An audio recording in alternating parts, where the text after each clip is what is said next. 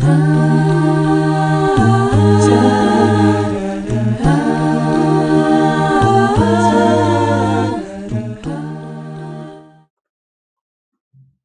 días, hermanos. Que la paz de Cristo sea con todos y cada uno de ustedes. En esta mañana tengo el placer de mostrarles la palabra de Dios. La temática del día de hoy, como podrán haber visto, se encuentra basada en ese sentimiento que todos cristianos hemos experimentado al menos una vez, y este es el gozo.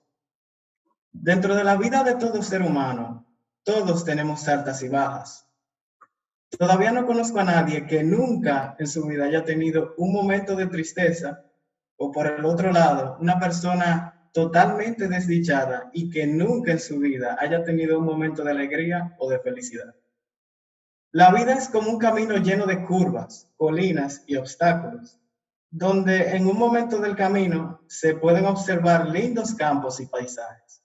Y en otra parte del camino, este se encuentra lleno de lluvias, tornados y tormentas, junto con un acantilado que no te permite avanzar. Y lo interesante de esta es que tiene varios caminos donde la persona tiene total libertad por dónde escoger. Algunas personas eligen una rotonda y se pasan replicando todo lo mismo todos los días. Otras personas seleccionan una línea recta, pero al final está llena de curvas y subidas. Y otras personas maldicen su propio destino escogiendo un camino de espinas. Bueno, en fin, solo hay dos tipos de camino para mí, el que tiene a Dios y el que no tiene a Dios. Y creo que lo que han pasado por ambos, que son muchos de nosotros, deberían saber y van a estar de acuerdo conmigo que ninguno de estos dos caminos está exento de dificultades. En ambos hay momentos de ira, hay momentos de felicidad, de ansiedad, de alegría o de tristeza. Pero aún así son muchas las diferencias que existen entre ambos. En uno hay gozo, en el otro no. Uno tiene a alguien que te guía y no te abandona y te promete seguir fiel y luchar contigo hasta el final. Y por supuesto, aunque el destino de ambos caminos es la muerte, uno de estos proporciona una extensión hacia la vida eterna. En el día de hoy, yo expondré una de estas diferencias, guiándome de las exhortaciones de Pablo hacia las iglesias de los filipenses. Para esto vamos a leer Filipenses 4, su versículo 1 hasta el 7. Leyendo en Filipenses 4, del versículo 1 hasta el 7, dice así en Reina Valera: Así que, hermanos míos, amados y deseados, gozo y corona mía, estad así firmes en el Señor, amados. Ruego a Evodia y a Sintique que sean uno en un mismo sentir. Asimismo te ruego a ti también, compañero fiel, que ayudes a estas que combatieron juntamente conmigo en el Evangelio, con Clemente también y los demás colaboradores míos, cuyos nombres están escritos en el libro de la vida. Regocijaos en el Señor, siempre. Otra vez lo digo, regocijaos. Vuestra gentileza sea conocida entre todos los hombres. El Señor está cerca. Por nada estéis afanosos, sino que sean conocidas vuestras peticiones delante de Dios, y en toda oración y ruego de acción de gracias. Y la paz de Dios, que sobrepasa todo entendimiento, guardará vuestros corazones y vuestros pensamientos en Cristo Jesús. Bien, para entrar un poco en contexto con el pasaje, vamos a tener en cuenta lo siguiente. El autor de esta carta, que es Pablo, le escribe a una iglesia que él había fundado en Filipenses. Él mismo se encuentra en prisión al momento que escribe la carta. Y en general el objetivo de esta carta es un llamado hacia los cristianos de esa iglesia a perseverar en unión y a servir con alegría. Y esto se puede observar desde el capítulo 1 de la carta.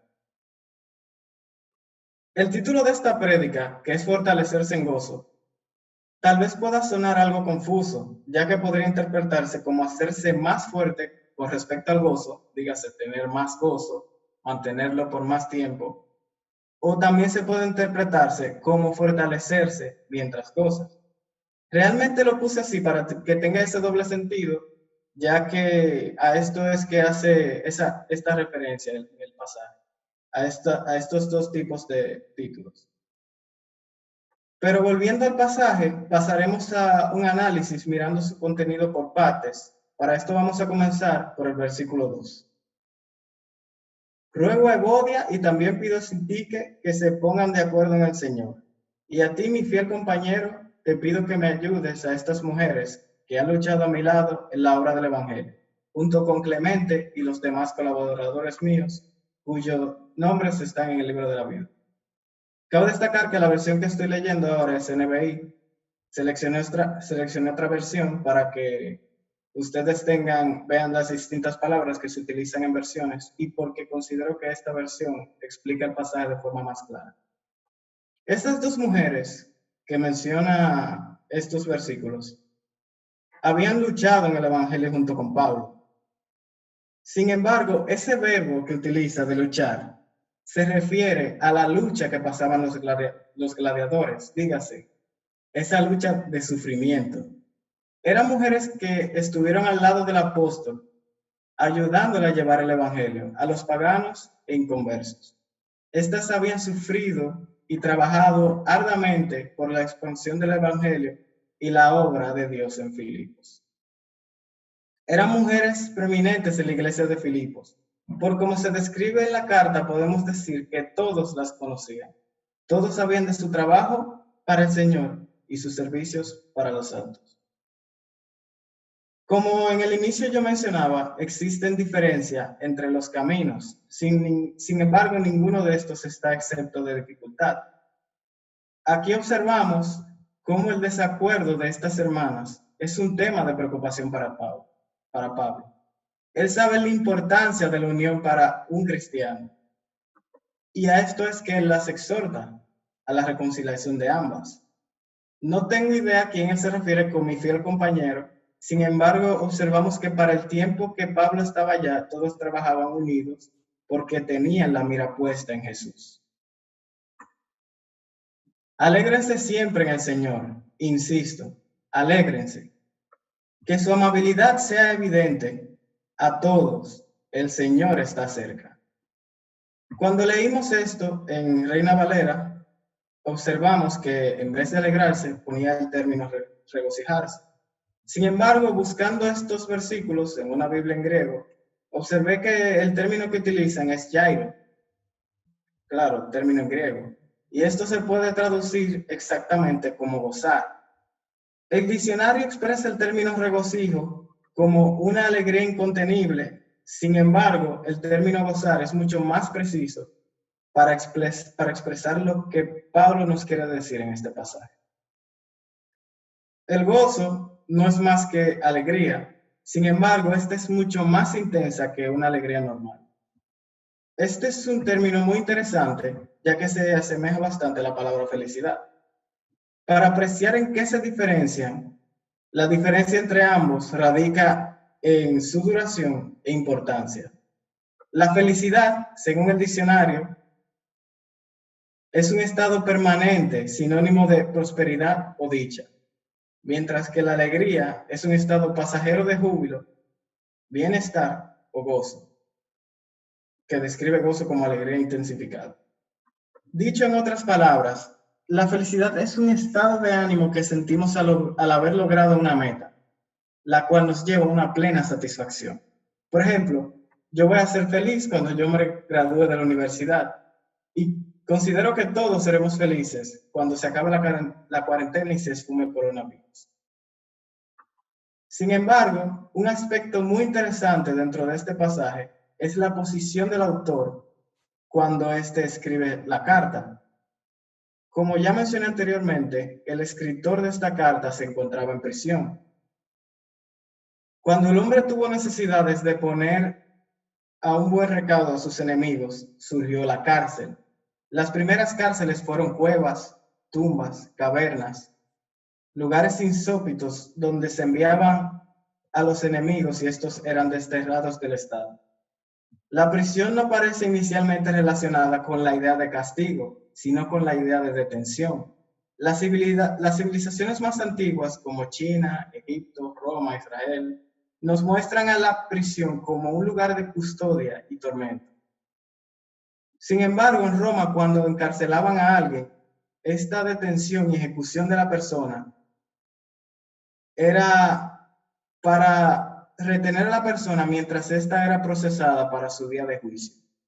No conozco con exactitud dónde fue encarcelado Pablo. Muchos dicen que fue en la cárcel Marmentina, donde ahí enviaban los grandes enemigos del rey.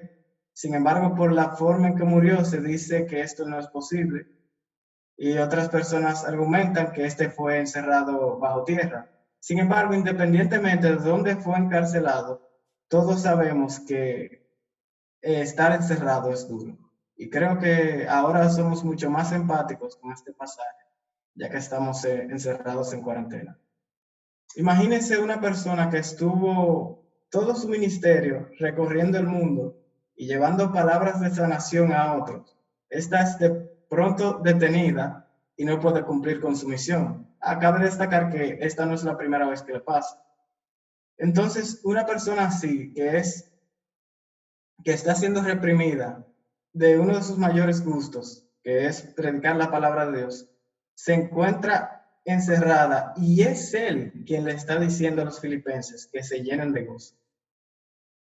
En el versículo 1 observamos cómo éste le dice: por lo tanto, queridos hermanos míos, a quien amo y extraño mucho, ustedes son mi alegría y mi corona, manténganse así firmes en el Señor.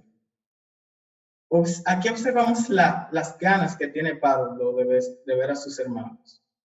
Por lo tanto, no es cualquier persona que nos está exhortando que nos alegremos. Es un ciudadano romano el cual fue despojado de sus privilegios, de su libertad y, como dije anteriormente, uno de sus placeres más grandes, que es llevar a las personas la palabra de Dios. Lo duro es que para esta persona que se supone que es un ciudadano romano, podía tener comida día a día cuando estaba encarcelado. O sea, era un privilegio para un ciudadano romano cuando estaba encarcelado poder tener, aunque tener un día de comida. Porque a las personas que no eran romanas, ellos tenían que lavar su ropa por su cuenta y conseguir la comida por su cuenta. Sin embargo, a pesar de tener ese derecho, fue despojado del mismo. Y solo se alimentaba a través de la ayuda de sus hermanos en Cristo. Todos tenemos una noción de lo que es estar encarcelado, y más ahora, y cohibido de lo que normalmente hacemos. Sin embargo, tomemos estas palabras de Pablo y aprendamos como él, que tenía la mira en el Padre y se gozaba en las acciones de Jesucristo. No se inquieten por nada, más bien en toda ocasión, con oración y ruego, presenten sus peticiones a Dios y denle gracia. Pablo no es de las personas que dice algo y no lo pone en práctica. Si tú no vives lo que dices, los demás no te podrán creer. En el libro de Hechos observamos cómo Pablo, orando y alabando el nombre de Dios mientras estaba retenido preso en una celda de una cárcel. Y si han leído este pequeño pasaje, deberían saber el efectivo resultado que esto tuvo. Pablo insiste por experiencia propia que podemos estar gozosos en medio de una situación difícil.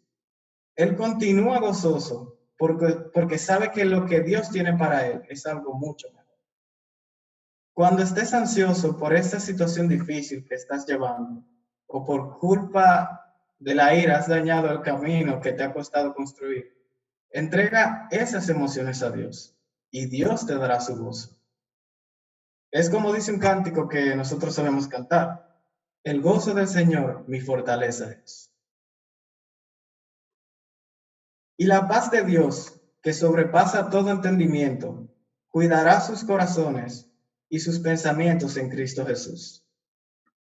El significado bíblico de paz es shalom, que es un estado de bienestar material y espiritual pleno. Shalom abarca un concepto mucho más amplio de lo que esta palabra paz es. No la paz que concibe el hombre como un estado emocional feliz. O sea, el concepto humano de paz se entiende como un estado de quietud donde no hay enfermedades ni problemas, cuando tenemos todo, cuando no tenemos enemigos. Sin embargo, la paz que Dios da es otra. Esta nos demuestra que la paz no depende de las circunstancias y que podemos tener paz y sentirnos así en medio de las adversidades. Se explica muy bien, ya que Jesús dijo, mi paz os dejo, mi paz os doy. Yo no os las doy como la da el mundo. No se angustien ni se acobarden. Dios desde un principio nos lo ha dado todo. Un mundo donde vivir, alimentos para comer, una bella naturaleza que admirar. Incluso su único hijo con el cual nos ganamos libertad y vida eterna. Observen que es imposible obtener el gozo si no es a través de Dios. Pablo dice que le entreguemos nuestras ansiedades, nuestras preocupaciones a Dios. Y Dios nos retorna gozo. Tú te entregas a Dios como un pecador y Él te retorna a un hombre con un corazón transformado y buenos valores. Cuando estamos en la relación con Dios, nosotros somos los únicos que ganamos. Prácticamente nosotros le llevamos algo mal y Él lo transforma en bien. Cuando estás en el Señor, sientes gozo. Ese gozo que sientes es un motor para buscar a Él. Si quieres que tu relación sea más grande, si quieres que tu relación sea más estrecha, más profunda con Dios, entiendo que necesitas gozo. Es como un noviazgo sin amor. O sea, ¿cuál sería el sentido de tener un noviazgo si no hay amor entre esas dos personas? Entonces, ¿cómo puedes tú vivir en plenitud a lo que Cristo te llama si tú no tienes gozo en tu corazón? Yo que soy nuevo en la fe, relativamente, tengo 3 años, he experimentado esa subida y esa bajada de gozo. Al principio cuando me bauticé, era literal todo colores de rosa. Yo estaba lleno de gozo y no importa qué pasara, yo estaba siempre confiado en el Señor. No es que ahora no lo esté, pero esa diferencia de gozo, lo que yo sentí al principio y lo que siento ahora, ha disminuido desde ese primer día. Y creo que una de las luchas más difíciles para nosotros es mantener ese gozo constante. Es bastante difícil, lo digo por mí, ser dependiente de Dios. A veces yo considero que hay cosas que no necesito de Dios para hacerlo. Sin embargo, como Pablo dice, todo debemos de entregarle a Dios. En nuestras oraciones debemos de ser completamente sinceros con Dios y tener total y plena dependencia de Él. Cuando lo que cogieron historia deben saber que cuando los países fueron libertados, querían volver a ser esclavizados, porque no se tenían que preocupar por su comida, por la gestión del país. Esa dependencia hacia los líderes los hacía felices y los hacía estar seguros, les daba paz. Entonces, si ellos podían tener paz con personas humanas, traidoras, que no tienen tanta fidelidad hacia su población, ¿qué será de nosotros con Dios? O sea, imaginemos a Dios que todo nos lo ha dado. ¿Por qué no podemos ser dependientes de Él? Es algo que pasa por mi cabeza y siempre intento reflexionar. O sea, si Dios puede hacer que todas las cosas salgan mejor, ¿por qué no le hablas a Él para que busque solución en medio de tu camino? Para que sea Él haciendo puente en medio de tu adversidad para que tú la puedas pasar. El gozo nos ayuda a estar más cerca de Dios. Mientras más gozo sentimos, más queremos buscar de Él. Cuando tú cantas lo que sientes, más te gusta cantar.